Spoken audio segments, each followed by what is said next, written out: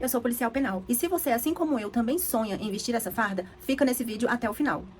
Hoje eu vou te explicar de forma clara e objetiva um dos assuntos mais importantes da Lei de Execução Penal. São os deveres e os direitos do preso. Esse assunto, ele é cobrado em praticamente todas as provas e com certeza pode ser um diferencial na sua aprovação.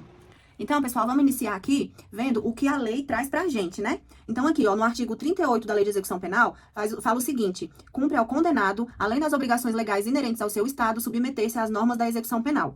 Artigo 39. Constituem deveres do condenado, ó, comportamento disciplinado e cumprimento fiel da sentença, obediência ao servidor e respeito a qualquer pessoa com quem deva relacionar-se, urbanidade e respeito no trato com os demais condenados, conduta oposta aos movimentos individuais ou coletivos de fuga ou de subversão à ordem ou à disciplina, execução do trabalho, das tarefas e das ordens recebidas, submissão à sanção disciplinar imposta, indenização à vítima ou aos seus sucessores, indenização ao Estado quando possível das despesas realizadas com a sua manutenção mediante desconto proporcional da remuneração do trabalho, higiene pessoal e asseio da cela ou alojamento e conservação dos objetos de uso pessoal. E aqui no parágrafo único ele traz o seguinte: aplica-se ao preso provisório no que couber o disposto neste artigo. Então, pessoal, como vocês viram, essa parte dos deveres do preso é um assunto bem tranquilo, né? É um assunto que, assim, a gente tem no mínimo de bom senso, a gente consegue acertar uma questão de prova, né? E outra coisa, a respeito do inciso 8º, que deixa muita gente confusa, eu vou explicar pra vocês. É o seguinte: essa indenização que trata o inciso 8º, indenização ao Estado, quando possível,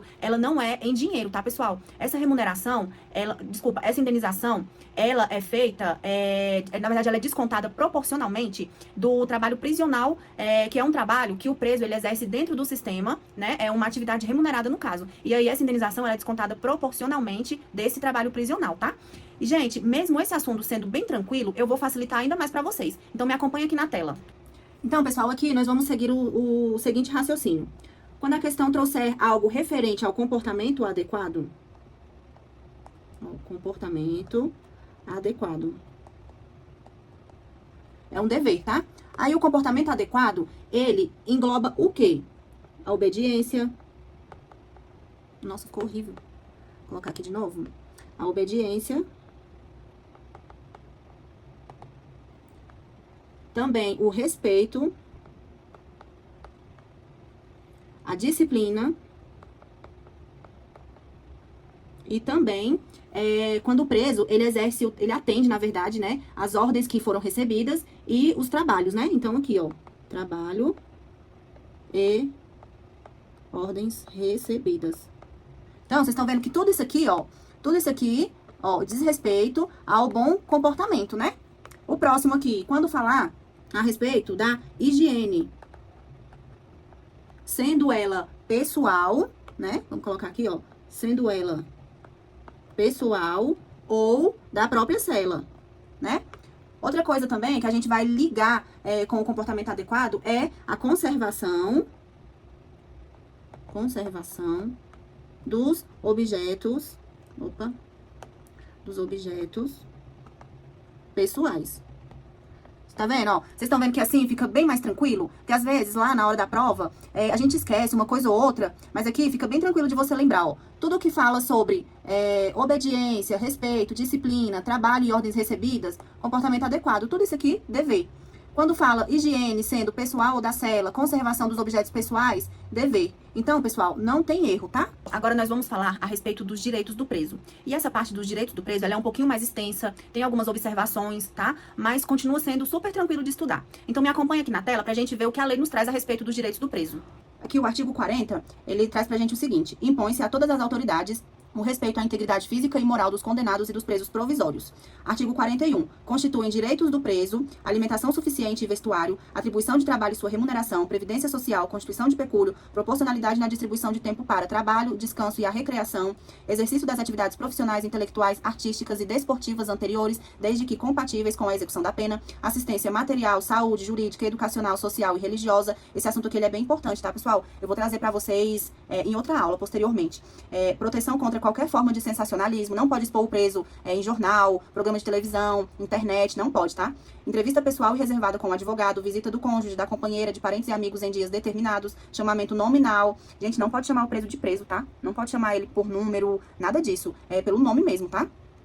Voltando aqui, igualdade de tratamento, salvo quanto às exigências da individualização da pena, audiência especial com o diretor do estabelecimento, representação e petição a qualquer autoridade em defesa de direito, contato com o mundo exterior por meio de correspondência escrita, da leitura e de outros meios de informação que não comprometam a moral e os bons costumes, e atestado de pena a cumprir, emitido anualmente, sob pena da responsabilidade da autoridade judiciária competente, tá? E aqui, no parágrafo 1º, fala o seguinte: os direitos previstos nos incisos 5, 10 e 15 poderão ser suspensos ou restringidos mediante ato motivado do juiz da execução penal. Amanda, o que quer dizer isso? Pessoal, isso quer dizer que os direitos mencionados nos incisos 5, 10 e 15, dependendo do acontecimento, eles podem ser restringidos ou até mesmo suspensos pelo juiz, tá? Lembrando que o juiz, ele precisa fundamentar essa decisão, essas restrições, elas não podem ser arbitrárias, tá? Devem estar ligadas também com a disciplina, com a segurança do sistema prisional ou até mesmo com a necessidade da ordem pública. Então, vamos aqui anotar isso porque é bem importante e cai muito em prova. Então, pessoal, o parágrafo 1º traz pra gente os direitos mencionados nos incisos 5º, né? O inciso 5º, que fala sobre a proporcionalidade na distribuição do tempo para o trabalho, o descanso e a recreação. O 10º, ele traz pra gente sobre as visitas, né? Essas visitas, pessoal, elas incluem tanto as sociais quanto as íntimas, tá? E o 15º, ele traz pra gente a respeito do contato com o mundo exterior por meio de correspondência escrita, leitura, entre outros, né? Então, aqui, ó, contato com o mundo exterior, né? Podendo ser por meio de carta, né? Que são as correspondências escritas, leitura, né? Entre outros, tá? Lembrando, gente, que essas decisões, elas têm que ser fundamentadas, tá? Então, vamos anotar aqui, ó. Vamos colocar aqui do lado. Ó, o juiz, ele precisa fundamentar essa decisão, tá? Aqui, ó. O juiz deve fundamentar. Não pode ser uma restrição arbitrária, tá, pessoal? Então, coloca aqui, ó. Não pode ser arbitrário. Tranquilo?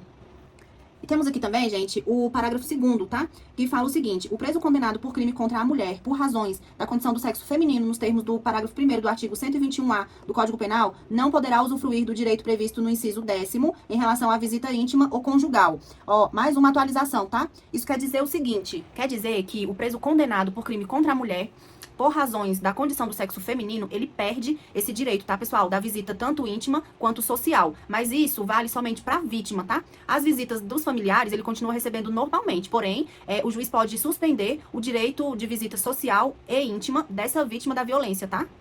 Voltando aqui no artigo 42, traz pra gente o seguinte: aplica-se ao preso provisório e ao submetido à medida de segurança no que couber o disposto nesta seção. Ou seja, condenado, provisório, submetido à medida de segurança, tá? Não fica restringido somente ao preso condenado, tá? Artigo 43. É garantida a liberdade de contratar médico de confiança pessoal do internado ou do submetido a tratamento ambulatorial por seus familiares ou dependentes, a fim de orientar e acompanhar o tratamento. Ou seja, o preso que está internado, ele pode ter o acompanhamento de um médico particular, tá? Contratado por familiares, para assegurar, gente, que o tratamento seja adequado, tranquilo? E aqui o parágrafo único, ele nos traz o seguinte: as divergências entre o médico oficial e o médico particular serão resolvidas pelo juiz da execução, belezinha? E por hoje é isso, pessoal. Falamos basicamente tudo a respeito dos deveres e dos direitos dos presos.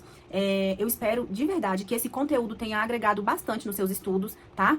Volto em breve com mais conteúdo para vocês. Fiquem com Deus, bons estudos e até a próxima.